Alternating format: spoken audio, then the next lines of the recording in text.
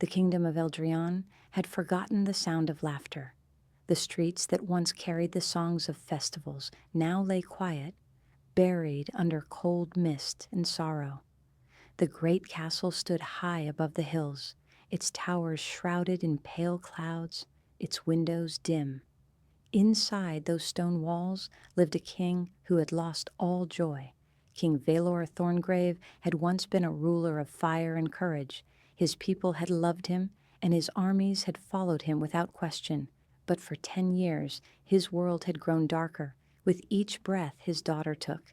For 10 years, Princess Soraya had lain in her bed, pale as frost, her life slipping slowly away. The sickness had no name. It began the night of her 15th birthday, when the candles in the hall refused to burn and a cold wind crept through the castle. She had fallen during the dance, her skin suddenly cold, her heartbeat faint. Since that night, she had not walked again. Valor tried everything a man could. He brought healers from every corner of Eldraine, wise women with silver hair, forest shamans, and scholars who carried books bound in skin. They burned herbs, poured sacred oils, and whispered charms over the princess's body. Some claimed to see a dark shadow resting over her chest. Others said her soul had wandered away. But none could cure her. Then came the priests. They said it was a curse of sin, that the king must seek forgiveness from the gods of the old mountain shrines. Valor built temples in their honor, gave gold to the poor, and prayed until his voice broke. The priests stayed for months, their chants echoing through the halls like a haunting melody. Yet the princess only grew weaker.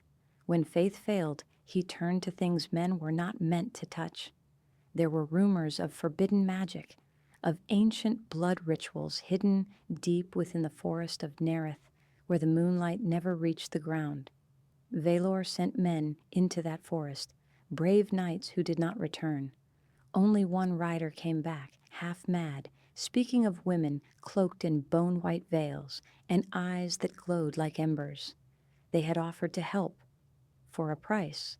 A life for a life, they had said. The king refused. He would not trade an innocent soul, not even for his daughters. But that night, he wept for the first time in years. Time passed, seasons turned, hope began to die. The castle became a place of silence. Even the servants spoke in whispers. And yet, there was one who seemed untouched by grief. Queen Merith, the king's second wife, moved through the castle like a phantom of grace. She was beautiful in a way that frightened people. Dark hair like a storm, eyes like deep wine, lips always curved in calm. She had married the king 3 years after the first queen's death, claiming to bring him peace. But peace never came. Merith often sat by Soraya's bedside, brushing her hair, singing lullabies in a language no one understood. The king thought it kindness. The servants thought it strange. Some whispered that whenever the queen entered the princess's room, the air grew colder. Still, the king clung to hope. One winter morning, when snow covered the kingdom like a shroud, Valor stood at the balcony of his tower and made a decision. If his kingdom could not heal his daughter, then he would call upon the world beyond it. Messengers rode through the borders of Eldrian, their flags bearing the sigil of the Black Thorn, the mark of the royal house. They carried one command: all who hold knowledge of sickness, spirit, or shadow, come to the king's hall. Bring your wisdom, and you shall be rewarded beyond measure. News of this call spread across distant lands, across ruined cities, over the wild seas, and even into the mountains, where no king's banner had ever flown. And there, far from Eldraine, in a quiet valley covered with frost, a man named Darren Valamont heard the message. He lived alone near the remains of an old abbey, surrounded by books and bones of forgotten saints. Once, long ago, he had served under the scholars of the Old Order, men who studied the unseen, the cursed, and the divine. But when their order was destroyed for dealing with forbidden magic, Darren vanished into exile. He had sworn never to return to the world of kings or crowns, but something in the messenger's words stirred his heart. A king's daughter, ill for 10 years. Darren's thoughts grew restless that night. He could not sleep. He remembered the name Eldrian. He remembered old whispers, tales of a queen who died mysteriously, of a new wife who came from nowhere, and of the land that began to wither soon after. He told himself it was none of his concern.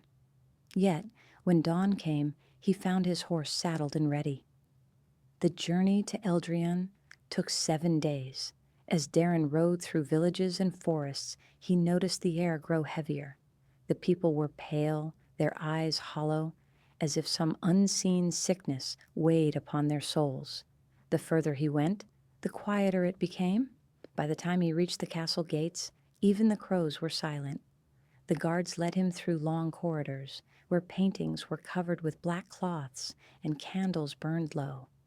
The scent of herbs and decay filled the air. When he finally stood before King Valor, the ruler looked more like a ghost than a man. His hair was streaked with gray, his hands trembling, his crown almost too heavy for his tired head. "You came," the king said, his voice hoarse. "Do you claim you can help her?"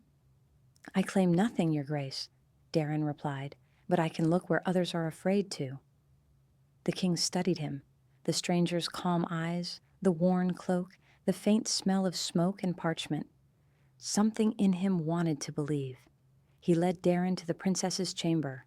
The room was dim, lit only by the glow of a dying fire. Soraya lay upon her bed, her skin pale as marble, her hair spread across the pillow like gold turned to dust. Her chest rose and fell so slowly it was hard to tell she lived. Beside her sat Queen Marith, humming softly, her hand brushing the girl's forehead. When she saw Darren, she smiled. "So," she said, in her soft, almost musical voice, "another healer for my dear daughter." "She's not your daughter," Darren thought, though he did not say it aloud. Marith's eyes lingered on him a moment longer than they should have. Then she stood and left the room, her gown whispering against the stone floor like wind through graves. Darren moved closer to the bed.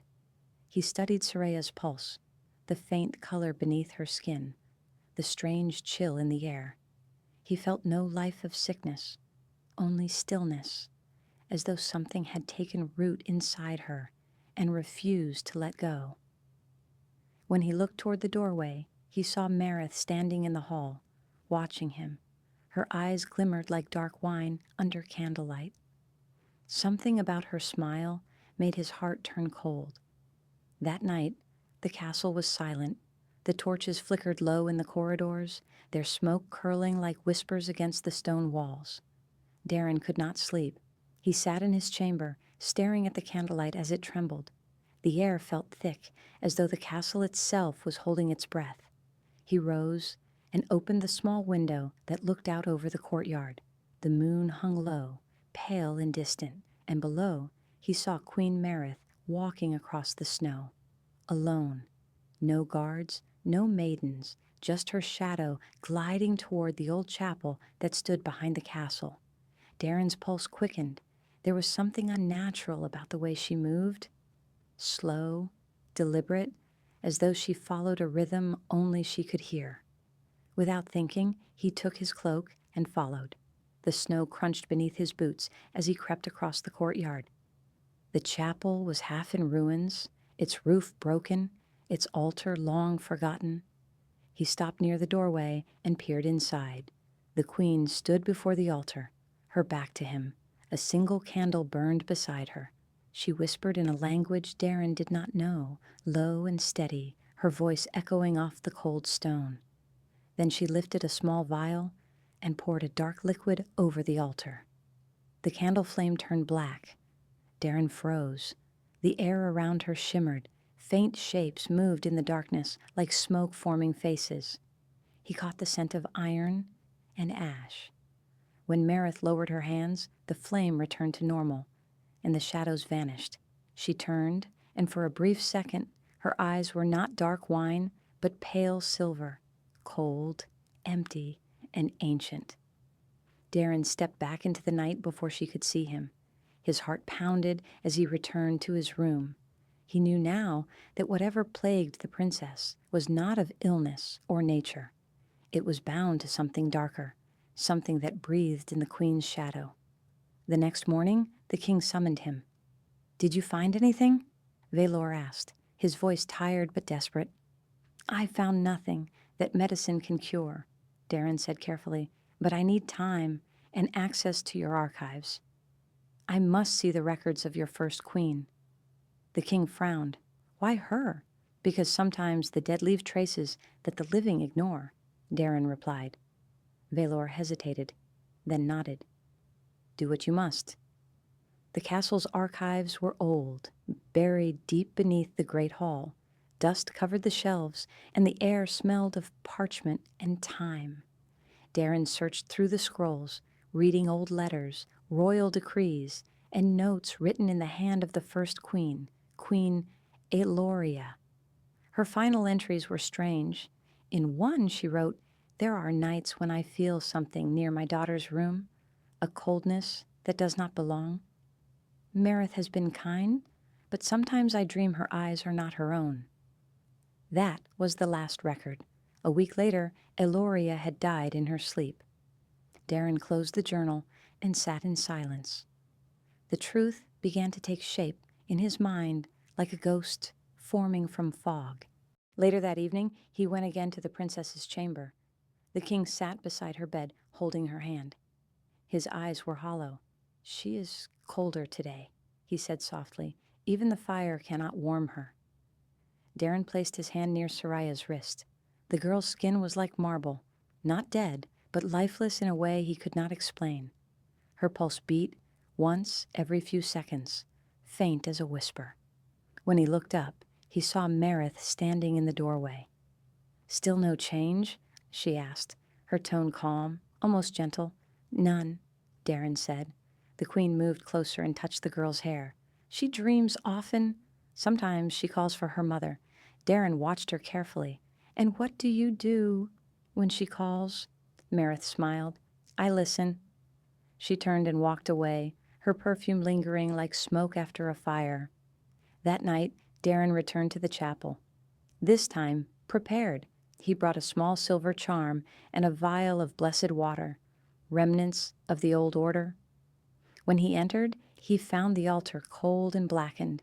The candle burned to nothing. He touched the stone where Marith had poured her strange liquid. The surface was warm, too warm. Then he noticed something carved beneath the soot, a mark, small and faint, shaped like a thorned serpent curling around a circle. He had seen that symbol before, years ago, in the forbidden manuscripts of his order. It was the seal of soul binding, an ancient magic that connected life to life, stealing the breath of one to feed another, a curse of exchange. He stared at it in disbelief. If this mark had been used here, then Marith was not simply a queen. She was a vessel feeding off the life of another. Soraya's illness was not illness at all. It was theft. The queen was taking her life slowly, keeping her youth and beauty through the princess's fading soul. Darren stepped back, his breath cold. He knew what he had to do. But such a curse could not be broken easily. It would take blood and truth and the courage to stand before a king blinded by love. Outside, the bells of the castle began to toll. Midnight. He turned toward the courtyard and froze. At the far end of the snow-covered path, Queen Marith stood watching him. Her face was calm, her eyes dark once more. But there was no mistaking it. She had seen everything. A faint smile touched her lips. "You should not walk these halls at night, Darren Valmont," she said, her voice soft and chilling. "The castle does not welcome those who seek its secrets." Her words drifted through the air like smoke, and when he blinked, she was gone. Darren did not sleep again that night. He sat by the dying fire, staring at the silver charm in his hand. Its edges burned from touching the cursed altar. The mark on his palm throbbed faintly where the warmth of the magic had seared him. By dawn, snow had stopped falling. Pale sunlight crept through the narrow window, painting lines of gold across the stone walls. Darren dressed quickly and went to the princess's chamber. Soraya still slept, her lips parted slightly, her breath shallow. The king sat at her bedside, as he always did, his hands clasped tight as if holding on to her life by sheer will. "Your Grace," Darren said quietly, "I may have found something." Valor looked up, a flicker of hope breaking through his exhaustion. "Tell me." "Not here," Darren replied. His voice was low. "Walls have ears." The king frowned, but followed him out into the corridor. They walked until they reached the old war room, a place long unused. Dust covered the tables, and cobwebs hung from the iron chandelier. Darren closed the door. "Your Majesty," he said, "the illness that holds your daughter. It is not an illness of body or soul. It is a binding. Someone has tied her life to another." Valor's expression darkened. "A binding?" "You speak of sorcery?" "Yes," Darren said. "Old magic forbidden long ago. I found its mark beneath the chapel altar. Whoever cast it feeds on her life. Slowly, endlessly." The king's jaw tightened. "And you know who?" Darren hesitated. He saw in Valor's eyes both strength and pain. A man desperate to believe, yet terrified of what he might hear. "I have reason to believe it is the queen." For a long time, Valor said nothing. Only the sound of the wind filled the silence. Finally, he shook his head. "You are mistaken. Merith has done nothing but care for Soraya. She has prayed beside her every night. She has—" He stopped himself. His voice broke. "She is my wife, Valamont." "I know," Darren said softly, "and that is why she could get close enough to do it." The king's eyes flared with anger. "Enough! I will not hear this madness." He turned away, gripping the edge of the table. "You are a stranger here, a man of fallen orders and forgotten gods. How dare you speak against my queen?" Darren bowed his head. "Because I have seen her power with my own eyes. Last night, she performed a rite in the old chapel. The same symbol carved beneath her candle was used to bind the girl's life." Valor's breathing quickened. "You lie." "If I do," Darren said calmly, "then you have nothing to fear from truth. Let me prove it. Allow me to watch over the princess alone tonight. If I am wrong, I will leave your kingdom by sunrise." The king hesitated. The offer struck him. Bold, dangerous, yet somehow sincere. He looked at Darren for a long moment, then finally nodded. "Very well," he said. "But if harm comes to her, I will see you hang from the gates." Darren bowed once more. "I would expect no less." That night, the castle felt heavier than before. Every torch flickered low. Every shadow stretched long. Darren stayed by Soraya's bedside, the silver charm clutched in his hand. The air grew colder as the hours passed, and he could feel the faint pulse of the curse, like threads of ice winding through the girl's veins. Sometime past midnight, the door creaked open. He didn't move. Through the dim light, he saw Queen Merith step inside. She wore a black gown that shimmered faintly, as if woven from moonlight itself. Her hair flowed loose down her shoulders, her face calm and perfect. "I did not expect company," she said softly. "The king asked me to keep watch," Darren replied. Merith smiled faintly. "He grows desperate, doesn't he?" "I told him long ago. Some things cannot be healed by mortal hands." Darren rose slowly. "You're right. Some things can only be undone by truth." Her gaze sharpened. "You think you found truth in old marks and dead symbols?" "I found truth in the way the fire dies when you enter a room," he said quietly, "in the frost that follows you, and in the way the girl grows weaker each night you sit beside her." Merith's smile faded. Her eyes grew colder, sharper, gleaming with something inhuman. "You should have left, Darren Valamont. The curse was never yours to break, and yet," he said, stepping forward, "I will." The room darkened. The candles flickered and went out one by one. The shadows around Marith deepened, rising like smoke. Her form seemed to blur, her outline bending as though the air itself bowed to her. "You have no idea what you're challenging," she whispered. Her voice was no longer soft. It was layered, echoing with something ancient. "I have lived 100 years in borrowed light. The king's first wife was the last fool who tried to see me for what I am."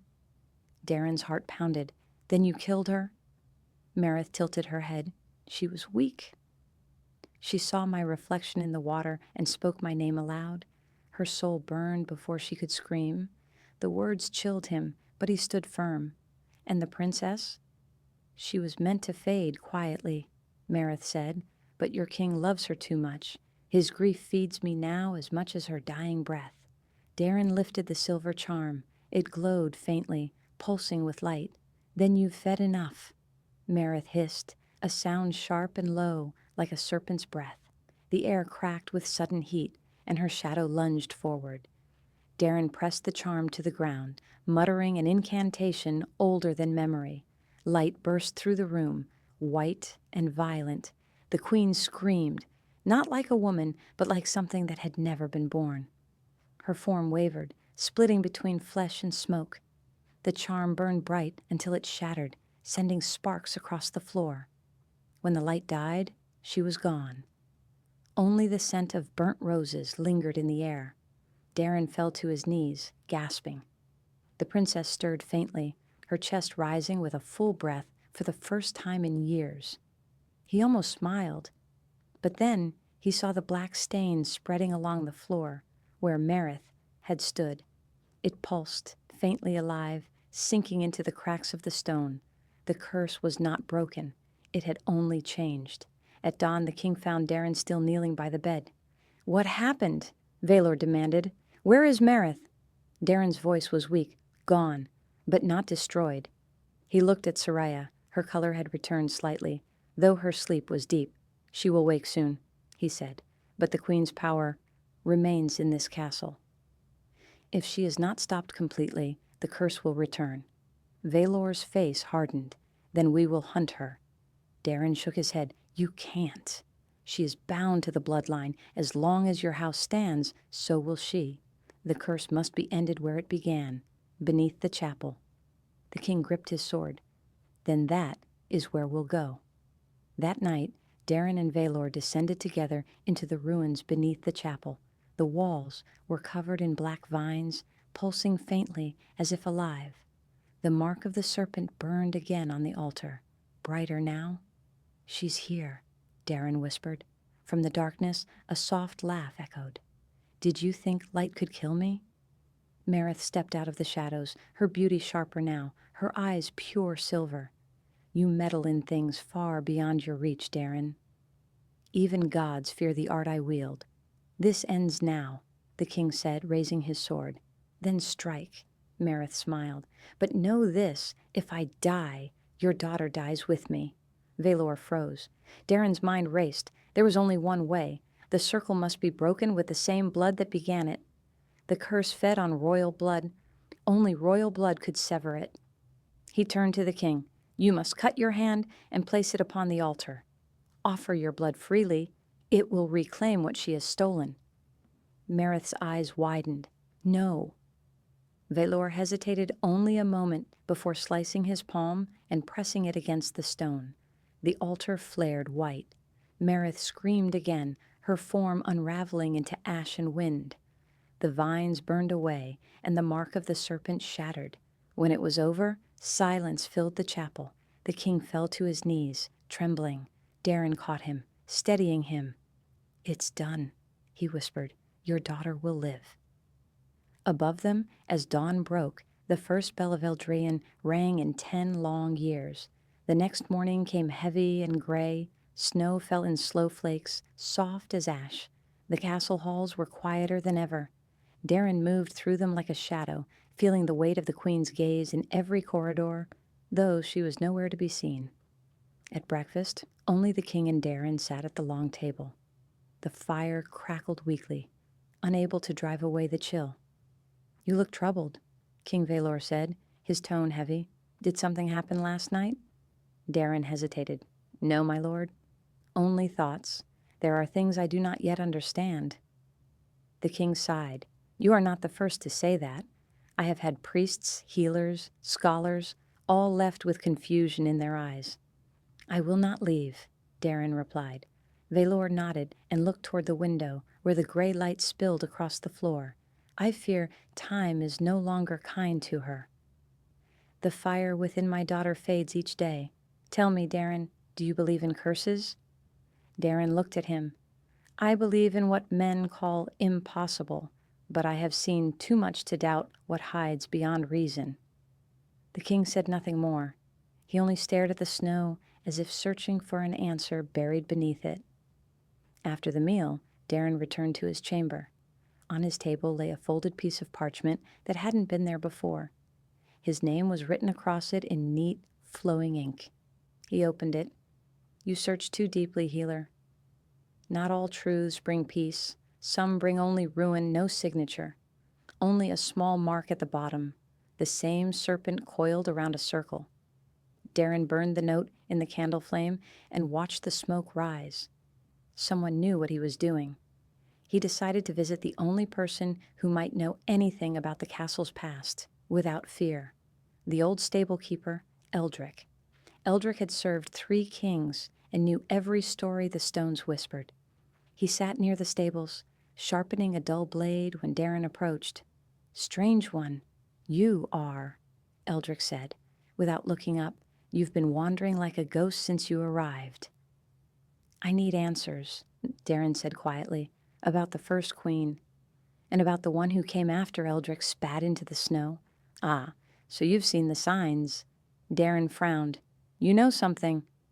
The old man's eyes lifted, gray and tired. I've seen what others pretend not to. 10 years ago, when the little princess first fell ill, the queen said it was from grief, that her mother's death had broken her heart, but I was the one who found the first queen. Darren's breath caught. Found her? In her chamber, Eldrick whispered, lying still as stone, not a wound on her, but her eyes. They were open and the color gone from them. Like something had drunk the light right out. Darren's hands tightened. And no one questioned it? They did, Eldrick said, but who would dare accuse the new queen? The king was blind in love. Marith had a way with words and with silence.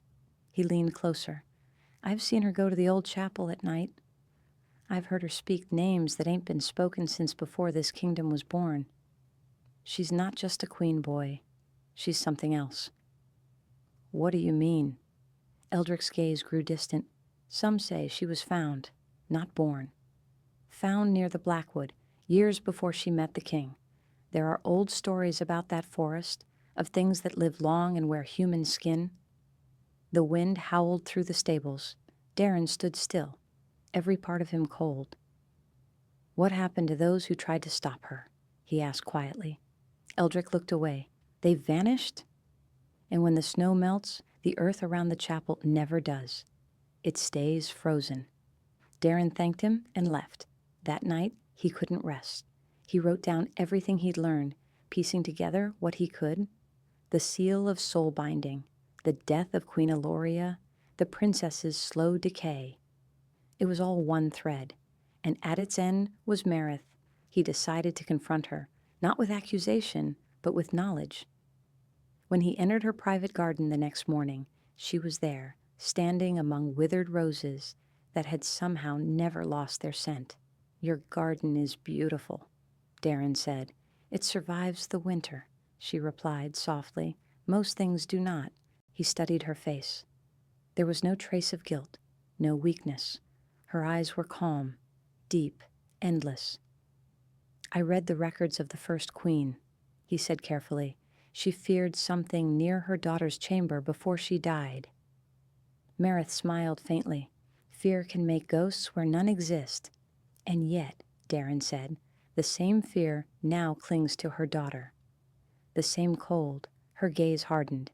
You think I am the cause. I think you know what the cause is. For a moment, silence hung between them. Then she turned to the roses and touched one gently. The petals darkened under her fingers, turning the color of dried blood. "I warned you," she said. "Truth brings ruin." "Whose ruin?" Darren asked. She looked at him then, truly looked, eyes glimmering silver in the pale light. "Yours." The air around them trembled. Darren stepped back, but she did not move closer. She only whispered, "Leave this place before it consumes you." Then she walked away, her black cloak trailing through the snow like ink spilling across white parchment. Darren's heart pounded, but instead of fear, he felt resolve harden inside him. He would not leave. That night, he made one last plan. He would return to the chapel. Not to watch this time, but to act. He waited until midnight, when the castle slept. Snow fell in thick silence as he crept down the passageways. The door to the chapel stood open. Inside, the queen stood before the altar once more. This time, she held a silver dagger. On the stone lay a small bowl, filled with the same black liquid he'd seen before. She began to chant. The words were harsh and cold, like wind over a grave. Darren stepped into the doorway, his charm raised, his voice steady. "Stop, Marith."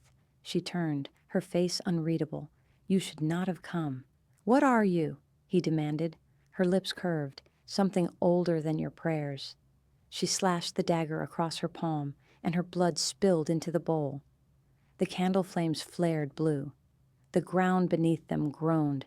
Darren threw the blessed water onto the altar. The liquid hissed, smoke rising where it touched the stone. Marith screamed, an inhuman sound that rattled the walls. The mark of the serpent burned bright red, then cracked. For a moment, Darren saw her true form, her eyes glowing like molten silver, veins black as ink running beneath her skin. Then, in an instant, it was gone. The chapel fell silent. Marith stood trembling, her breath sharp. "You do not understand?" she whispered. "If I die, she dies too." Darren froze. "What do you mean?" "The bond," she gasped. "The curse ties us together. Her life feeds mine, but mine anchors hers. Break it, and both will fade." He stepped closer, torn between fury and confusion. "Then free her another way." "There is no other way," Marith said. "I tried once. It nearly killed us both." For the first time, Darren saw something human in her eyes. Pain. "She is innocent," he said. "I know," the queen whispered. "That is my punishment."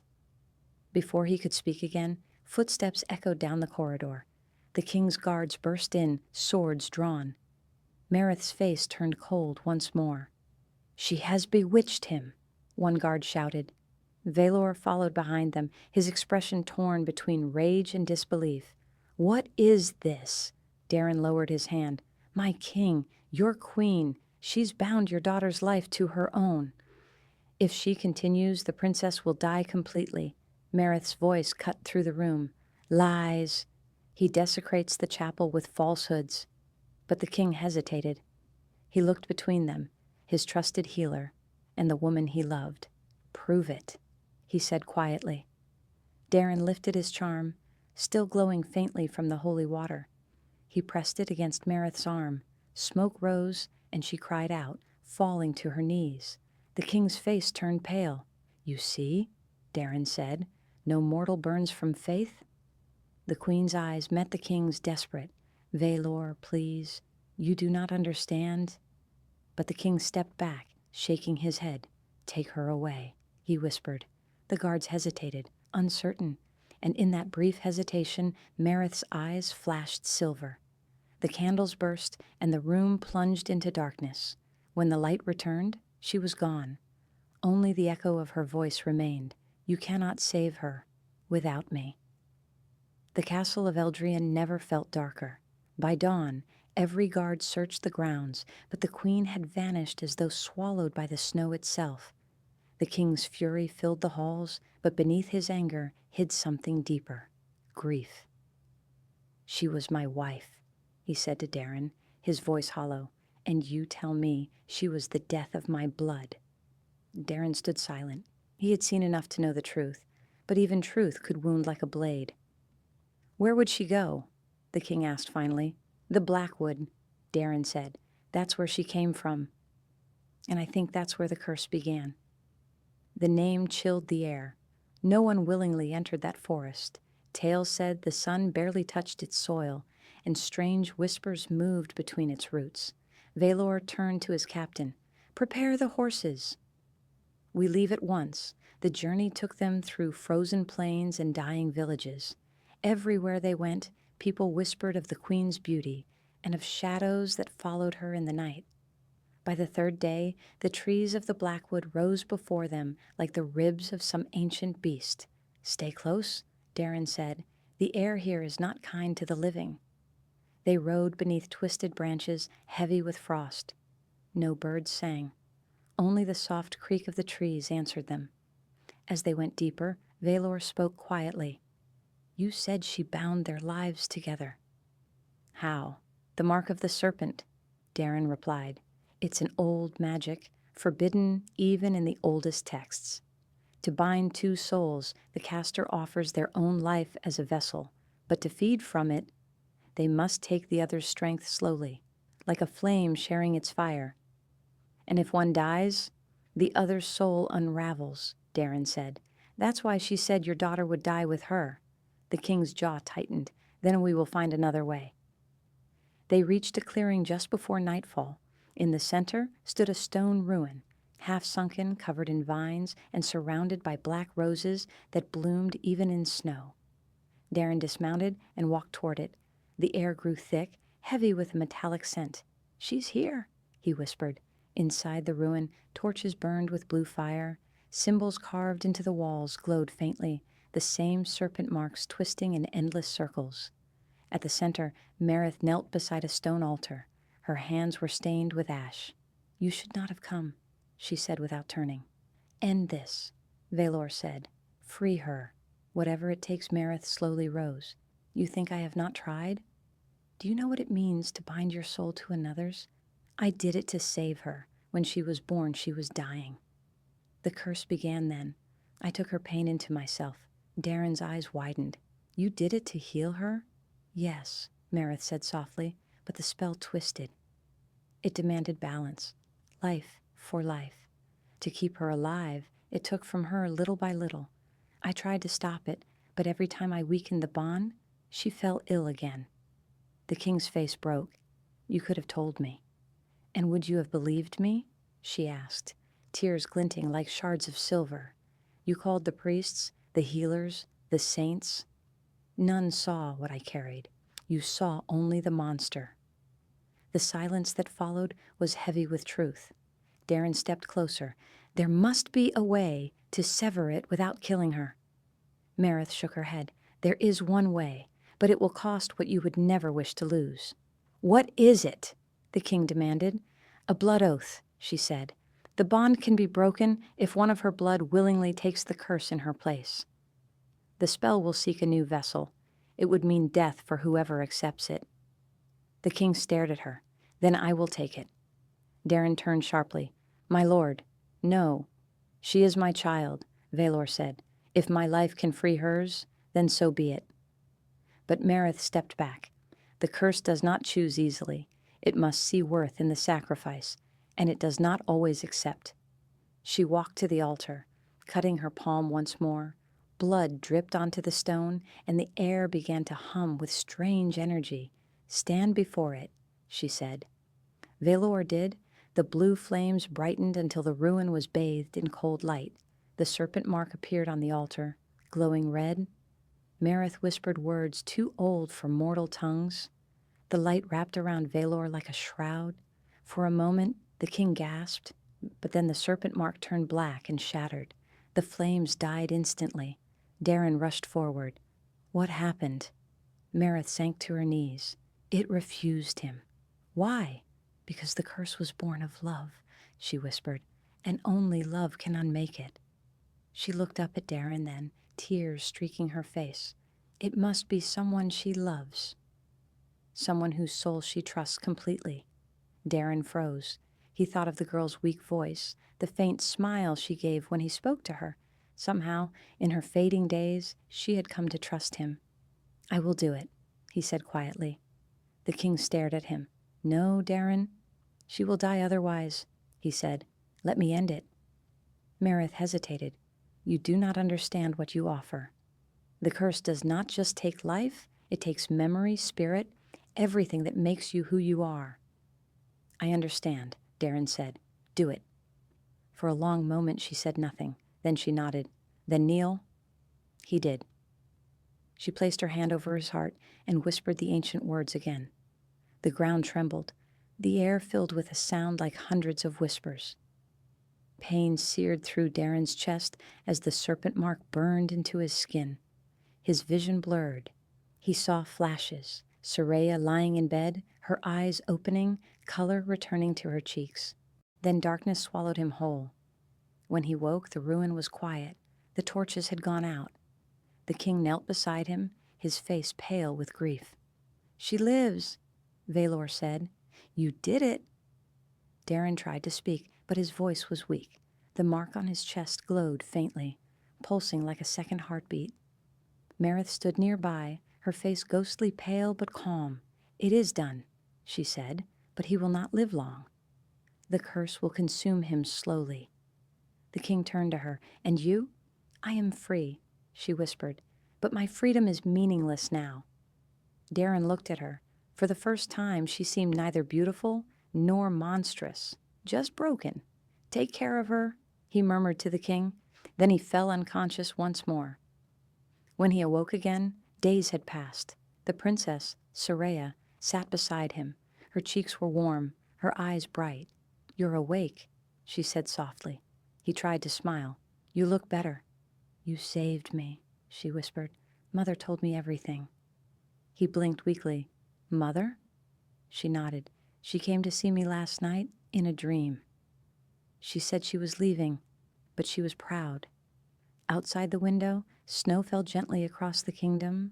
For the first time in 10 years, sunlight touched the towers of Eldrian. Darren knew his time was short. The curse still beat faintly beneath his skin, but it no longer felt cruel.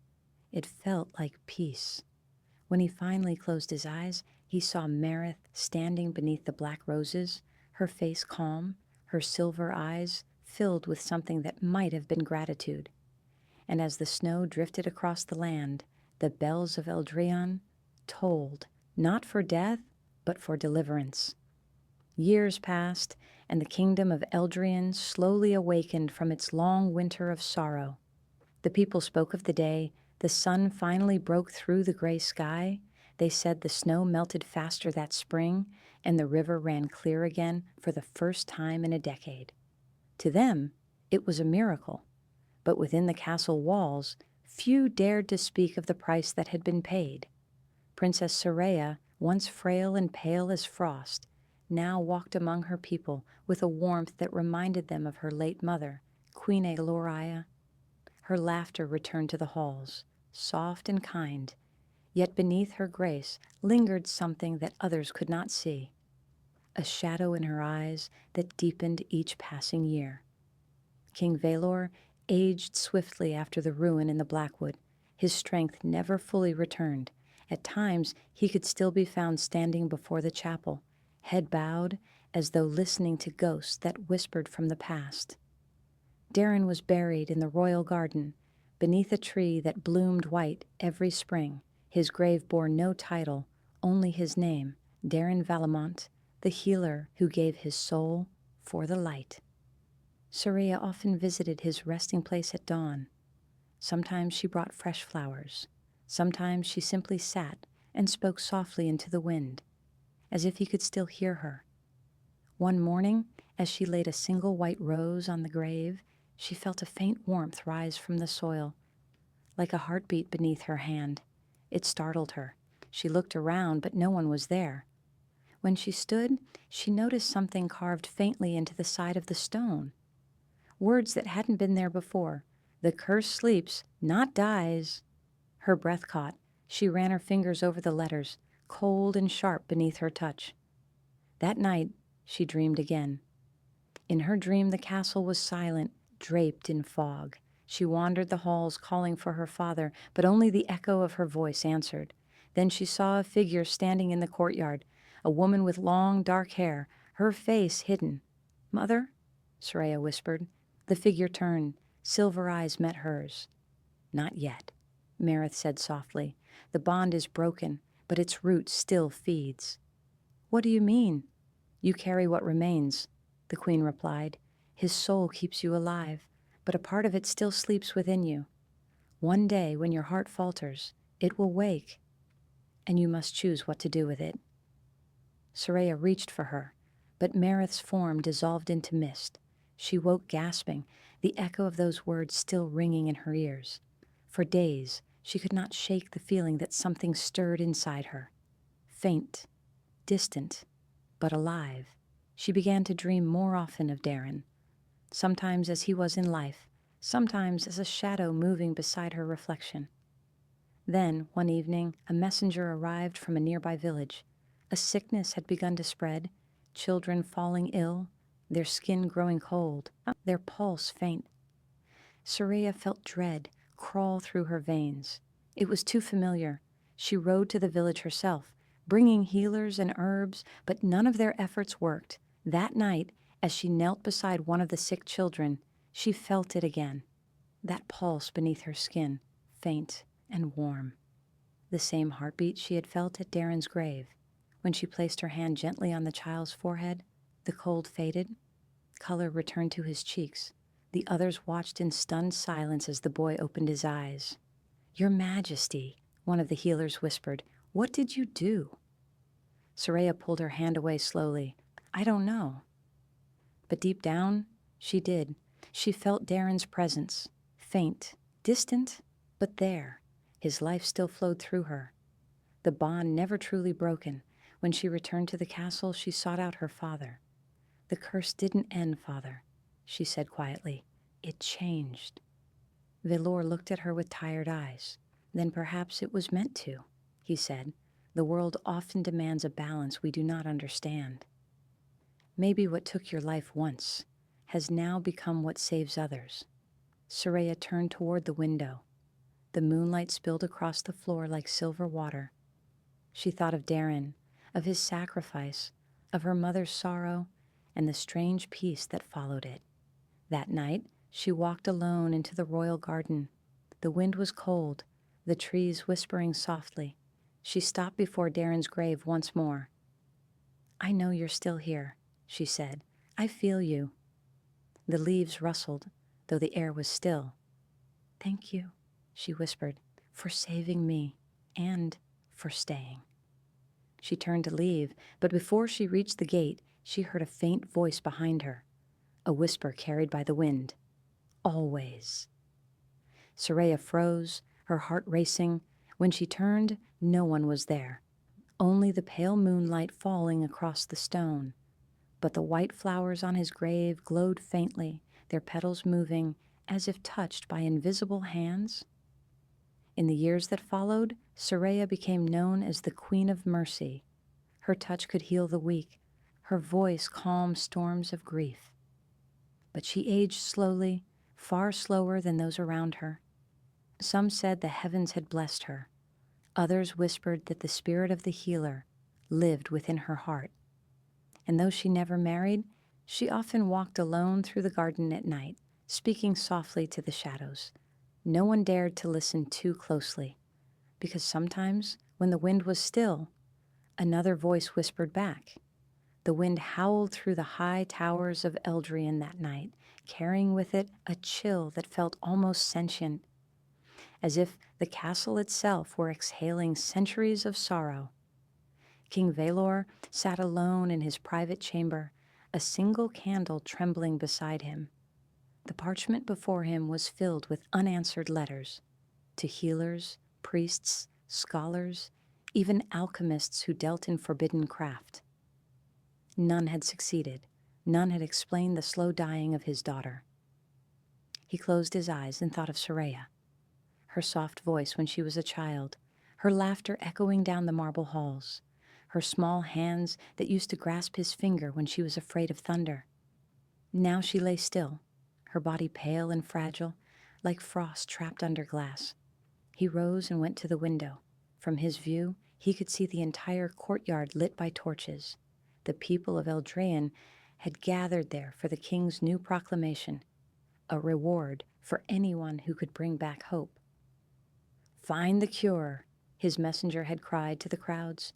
"Bring back the life of our princess, and your name shall be carved in gold."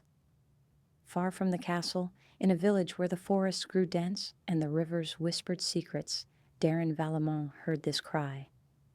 The villagers had gathered around a trader's wagon, listening to the king's decree being read aloud. Most laughed bitterly. No one believed a cure existed, but Daron did not laugh. He stood in silence, the edges of his cloak brushing against the dirt, his sharp eyes fixed on the parchment that bore the king's seal. For 10 years, Daron had lived in quiet exile. He was once part of the royal archives, a scholar of forbidden knowledge. He had left Eldraine after an incident that branded him as dangerous, but hearing of the king's plea stirred something deep within him. That night, he lit a lantern in his small stone house and opened the old chest beneath his floorboards. Inside were books wrapped in cloth, books he was never meant to keep. He unwrapped them one by one. The smell of dust and parchment filled the air. In the flickering light, he turned the brittle pages and found symbols that spoke of sickness, not born from nature, but from binding spells, dark charms that fed on the living. His hands trembled. "This isn't illness," he whispered. "It's curse." In the castle, the Queen Marith sat before her mirror, brushing her raven hair with slow, graceful strokes. The room was dim, lit only by the fire behind her. Her reflection shimmered faintly, as if something beneath the surface of the glass was alive. From the shadowed edge of the mirror, a whisper came. "She grows weaker," the voice murmured. "Soon she will be gone, and your place will be secure." Marith smiled faintly. "It took longer than I expected," she said softly. "But soon, no one will remember her name." The whisper replied, "Do not grow careless." The king's grief can turn into suspicion. "I know," she said, turning her gaze away from the mirror, "but grief also blinds. He will never look at me and see the hand that poisoned his joy." She placed the silver brush down and reached for a small vial hidden in her sleeve. Inside it shimmered a faint red mist. She stared at it, the essence of the curse, drawn from a ritual she had made long ago. It was not hatred alone that drove her. There was more behind her cruelty. Something ancient, something promised. She whispered, "When she dies, my debt will be paid." The fire flickered, and for a moment her reflection in the mirror smiled back, not like her, but like something else. Days later, Daron began his journey to Eldraine. The road was long and cold, stretching through forests where the mist never lifted. He carried only his satchel, his notes, and a silver amulet shaped like a crescent, a relic of his past work in the archives. At night, he rested near the ruins of an old watchtower, reading through his writings by candlelight. His notes spoke of soul binding, an ancient curse that could tie one person's life force to another's will. It drained slowly, unnoticed at first, like candle wax melting in silence. But to cast such a spell, a link was needed, a piece of the victim's essence, hair, blood, or breath, and it could only be maintained by one who lived within the same walls as the victim. He looked toward the north, where Eldraine's castle rose above the distant hills. "Whoever did this," he murmured, "lives inside those walls." At the same time, the king called for another healer. An old woman, known as Mistress Carwyn, said to speak with the dead. Marith had protested. "Your Majesty," she said gently, "such practices are dangerous. We've tried so many things already." But Valor's voice was hard. "Then one more danger won't matter." When Mistress Carwyn arrived, she brought with her a black raven and a bowl carved from bone. She went straight to Soraya's chamber. Ignoring Marith's watchful glare, she sat beside the princess's bed, closed her eyes, and began whispering. The air in the room thickened. Soraya stirred slightly. her eyelids trembling. For the first time in months, her lips moved, a breathless whisper escaping her. "Father, don't trust her." The king's eyes widened. He grasped her hand. "Soraya!" Who? Who must I not trust? But her head fell back, and her breathing steadied again, shallow, weak, but alive. Mistress Carwin looked at him with sorrow. "Someone close to her is feeding on her life," she said quietly. "If you wish to save her, you must look within your own home." Meredith's hand clenched on her gown. Her eyes flashed with something cold and sharp. But before she could speak, the king ordered, "Search the castle. Every room, every chamber. Find me what hides in the shadows." While the search began, Darren reached the city gates. He was stopped by guards who eyed his old tattered cloak and the strange symbols etched on his satchel. "I've come to answer the king's call," he said calmly. "I may know what ails the princess." The guards scoffed. "You and half the fools of Eldrian." But when Darren pulled out his silver amulet, the guard froze. The mark on it, a crescent surrounded by script, was one of the Royal Archive's forbidden seals. After a moment of hesitation, they let him through. As he entered the city, Darren looked up at the dark spires of the castle where the torches burned against the night sky. He whispered to himself, "The answers lie within those walls." And perhaps so does the monster. That evening, Meredith stood in her private garden beneath the statue of an angel long eroded by time. The moonlight shimmered on her gown. Behind her, she sensed movement and turned sharply. Mistress Carwin stood there, her raven perched on her shoulder, its eyes glinting red. "Your Majesty," Carwin said softly, "I find it curious how much you oppose the king's search." Meredith smiled faintly. "Curious?" "I call it concern. This chaos only weakens him."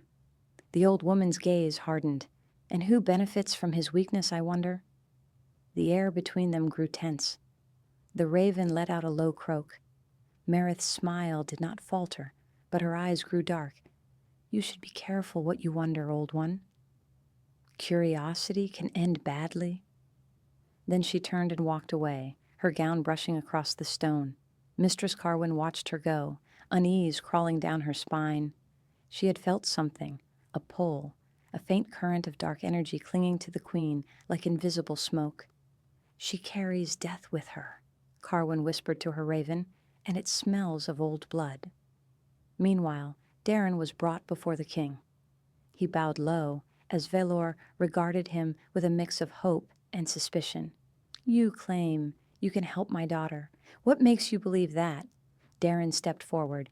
"Because what she suffers from is not sickness. It is enchantment, a curse that binds her life to another's hunger." The court murmured in shock. The king's expression darkened. "You speak of witchcraft?" "Yes," Darren said firmly, "and it was cast by someone near her. Someone who walks freely within your castle." A cold silence followed. The king's eyes flickered toward Meredith, who stood at the edge of the hall, her face calm but pale. He looked back to Darren. "Can you prove this?" Darren nodded slowly. "Give me one night beside the princess, and I will show you the truth." That night, as the castle fell silent, Darren entered Soraya's chamber. The moonlight filtered through the curtains, casting pale silver across her face. He placed his books and small vials on the table beside her bed. Then he drew a circle around the bed with crushed salt and whispered words from the ancient text. As the air grew colder, Soraya stirred again. Her eyes fluttered open slightly, and she saw him. This stranger standing by her side. Her voice was barely a whisper. "Who are you?" "Someone who's come to break what's been done to you," he said softly. "Rest now. You're not alone anymore." As he placed the silver amulet on her chest, a faint shadow rippled beneath her skin, dark veins glowing for a moment before fading. Darren's eyes widened. "It's strong, stronger than I thought." And then, as the candle flickered low, he heard a faint sound behind him, a whisper like silk brushing stone. He turned sharply. At the doorway stood Queen Marith, her eyes glowing faintly red in the dark. "You shouldn't be here," she said quietly. Darren's hand tightened around his amulet. "And yet, I think I've come to the right place." The queen smiled, a cold, perfect smile. "Be careful, stranger. Not every truth deserves to be found." Then she turned and left, her footsteps fading into the dark corridor. Darren watched her go, his heart pounding. He looked back at Soraya, pale and trembling under the flickering light. "I know now," he whispered. "It's her. It's always been her." The night deepened in Eldrian, wrapping the castle in uneasy silence. Outside, the moon hung low, pale, swollen, watching, while the torches along the battlements hissed and flickered in the cold wind. In her bed, Soraya stirred again, her breath unsteady. Her dreams were filled with fragments. A woman's laughter, a voice whispering her name, the faint scent of roses that made her chest ache. When she opened her eyes, Darren was still there, sitting beside her, the candle burning low. He had not slept. His gaze was fixed on the old book before him, the pages scattered with runes that glowed faintly under the candlelight. Soraya's voice came weak but steady. "You are not from here." Darren looked up. "No, I come from beyond the silver woods, far from the reach of this court." "Then why come now?" she asked. He hesitated. "Because your father's call reached me, and because I once studied the kind of curse that binds you. I thought those words were only stories. I was wrong." Soraya blinked slowly, her eyes glassy. "A curse?" "Yes," Darren said softly. "Someone has tethered your spirit. They feed on your strength to preserve their own. It is slow, deliberate." She turned her gaze toward the window, where faint frost was forming on the glass. "I used to dream of the sea," she whispered, "but for years now, all I see is red mist and a shadow behind it." Darren leaned closer. "Red mist?" she nodded. "It feels alive, like it's watching me." His pulse quickened. The red mist, the same Marith had kept in her vial. He closed the book gently. "You're stronger than you know. Someone wanted you weak so that you wouldn't remember what was taken from you." She frowned. "What was taken?" Darren looked at her for a moment, then said quietly, "Your life's fire." Piece by piece. Meanwhile, in her private chamber, Queen Marith stood before her mirror again. The surface rippled like disturbed water. The whispering voice within was quieter tonight, but sharper, hungrier. "You should not have gone to her chamber," it hissed. "He saw you." "I know," Marith murmured, her expression unreadable, "but I wanted to see him. He carries knowledge and the scent of forbidden ink. He's one of the old archivists. Then he is danger," the voice said, her lips curved faintly. "Or opportunity." She reached into the drawer beside her mirror and drew out an old locket, gold, tarnished with age. Inside, it was a lock of pale hair, tied with a crimson thread. She ran her finger over it. "This is how she still breathes," she said quietly. "Without it, her heart would have stopped years ago." The voice hissed. "Then why do you keep it?" Marith's gaze softened, not with love, but something darker, heavier. "Because if she dies, the power breaks, and the one who gave me this," she whispered, touching the mirror's edge, "will come for his due." The mirror pulsed faintly with light, deep red, like a heart beating in darkness. She shut the locket and slipped it into her gown. "I'll end it soon," she said, "but first, I want to know how much that stranger truly understands." The next morning, Darren requested to see the king again. Valor sat in the great hall, his face drawn with exhaustion, his crown seeming heavier than ever. Darren bowed. "Your Majesty, I believe your daughter's sickness is the work of witchcraft. Something fed through an object, hidden within these walls." Valor's brow furrowed. "An object?" "Yes, a charm or relic that holds her essence, perhaps a piece of her hair, or blood, or something she once touched." The king rose to his feet. Then we will search every corner of this castle. Darren shook his head. No, whoever cast it will feel the search and hide it deeper. Let me look quietly. I will need 1 day and permission to move freely. After a long silence, the king nodded. So be it. But if you find nothing, I will leave Eldrian, Darren finished, and you will never hear my name again. From across the hall, Meredith watched, her expression calm, but her eyes sharp, calculating. That evening, Darren began his quiet search. He moved through the castle's hidden corridors, the servants' paths, the old prayer chambers beneath the chapel. The air smelled of dust and wax. The walls seemed to whisper with memory.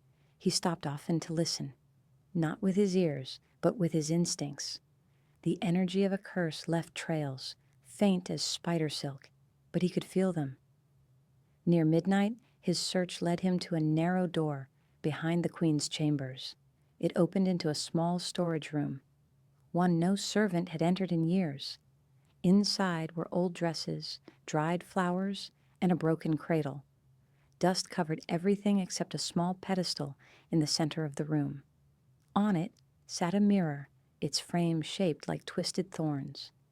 As he stepped closer, the air grew thick. He could feel it, the same cold energy that had surrounded Soraya's bed. He whispered an incantation from his notes, and the mirror's surface flickered, showing faint images of blood-red mist, and within it, the outline of a young woman's face, Soraya's face. Darren's breath caught. She's trapped inside. A whisper came from behind him. You should not have come here. He turned. Meredith stood in the doorway, her gown dark as shadow. You've done this, he said quietly. You've bound her life to your own. Meredith tilted her head slightly. You make it sound cruel. But I only took what I was promised. Promised? She stepped closer. When I came to this castle, I was dying. My heart was already failing.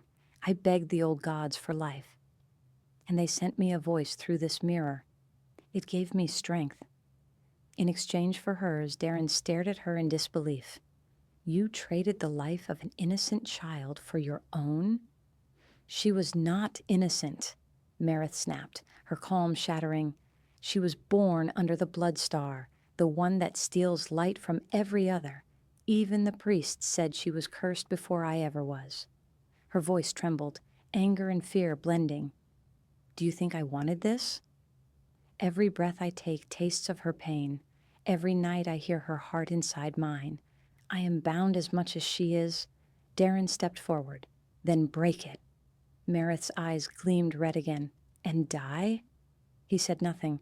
The silence between them stretched until a distant sound broke it. Footsteps echoing down the corridor. The king's voice. Meredith? She turned sharply, eyes wide with fury. You brought him here, she hissed. You want to ruin me. Before Darren could speak, she raised her hand. The mirror behind him flared with crimson light, and a force threw him back into the wall. His vision blurred. The last thing he saw before darkness took him was Meredith's reflection, smiling through the glass. When Darren woke, he was in the dungeon. His head throbbed, and his wrists were bound. A guard stood nearby, avoiding his gaze. What happened? Darren rasped. The guard spoke without emotion. The queen told the king, you tried to break into her chambers? She said, you meant to harm her. Darren's stomach turned cold. And the king believes her? He's confused, torn, but he's ordered you to remain here until he decides. The guard hesitated before adding, the princess grows worse. She may not last another night. When the guard left, Darren closed his eyes and whispered, so this is how it ends. But the faintest sound interrupted him. A rustle, a soft flutter. He opened his eyes and saw a raven perched on the iron bars. Its black eyes glinted, and around its leg was tied a small scrap of parchment. He reached for it, unfolding it with trembling fingers. The message was written in crooked letters. The mirror in the queen's chamber holds her heart. Break it, and the curse will shatter. Carwyn Darren exhaled slowly. Then, not all is lost. That night, a storm rose over Eldrian. Thunder rolled like the voice of an angry god. The guards ran for shelter, and the torches along the wall sputtered and went out. In the chaos, the raven returned, landing near the dungeon window again. This time, the creature carried a small silver key in its beak. Darren smiled faintly. "Thank you, old one," he murmured, taking it. Within minutes, he was free. He wrapped his torn cloak around himself and moved through the storm-dark corridors, lightning flashing through the high windows. He reached the queen's chambers. The door was closed, but he could hear her voice inside, whispering frantically to the mirror. "You promised me she would fade," Marith cried. "You said the bond would hold until the end." The mirror's voice replied, cold and ancient. "You broke the balance. Another has touched her soul. The curse weakens." Darren pushed the door open. The room filled with the light of lightning. The queen spun, her face pale with rage. "You again!" she screamed. He raised his hand, the silver amulet glowing around his wrist. "It ends tonight, Marith." She laughed, a sound that cracked like glass. "You think you can destroy what you don't understand?" The mirror's surface rippled violently, the voice within hissing like wind through bones. "Kill him?" Marith raised her hand, and tendrils of crimson light burst from her fingertips, striking Darren across the chest. He fell to his knees, gasping. The pain burned through him like fire. But through the agony, he lifted his amulet high and whispered the words he had read in the forbidden text. "By the light unbound, by the name forgotten, return to dust what steals the living."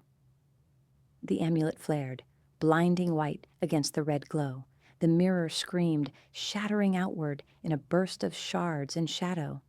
Marith cried out, clutching her chest as blood trickled from her lips. The locket at her throat burst open, releasing a thin wisp of light, the last fragment of Soraya's stolen soul. Darren collapsed, breathing hard. The room fell silent except for the rain hammering the windows. In the distance, the sound of a bell echoed, the one from the princess's chamber. Soraya's eyes opened. For the first time in years, her breath came easily. The dark circles faded from her skin, color returning to her cheeks. The king, who had been praying beside her bed, froze when he saw her stir. "Soraya," she smiled weakly. "Father, the dream is over." In the queen's chamber, Marith lay on the floor, her body cold. The shattered mirror reflected nothing now, only emptiness. Darren leaned against the wall, bleeding but alive. He looked down at her face, strangely peaceful in death. He whispered, "You could have been saved if you'd only let go." Then he turned toward the window, where dawn began to rise, the first light Eldrian had seen without sorrow in 10 long years. The storm that had shaken Eldrian all night faded with the morning. The clouds drifted apart like torn fabric, and for the first time in a decade, sunlight fell across the castle's spires. It was pale and soft, hesitant, as if afraid to touch what had long been cursed. The people of the city woke to the sound of bells.